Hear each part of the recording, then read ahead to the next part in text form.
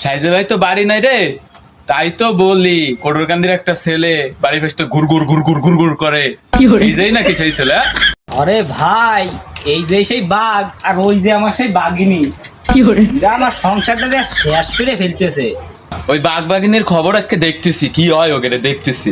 গ্রামে মাতুব্বর আছে না, মাতুব্বর দেখাইতেছি, তুই থাক। যা তুই ওই আয়না মত করে ডাইকে নিয়ে ও গ্যাসকে বিচার হবে, কড়া বিচার হবে।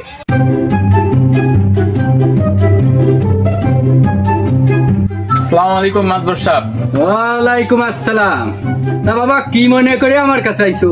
ও মাতবর চাচা, ওই যে হইছে কি, বড় ভাইয়ের বউ পরকিয়া করতে যায় ধরা খাইছে, তো এই বিচারটা একটু করে দিয়ে যান। তা মনি আর কি কব, বর্তমান যে যুগ জামানা, খালি এলাকায় পরক্রিয়া আসছে। তা তোমাকে সালিশ যে করে দেবো, আমার শরীরটা তো ভারী অসুস্থ। তা সালিশ করে দিবানি, এখানে নিয়ে আসো।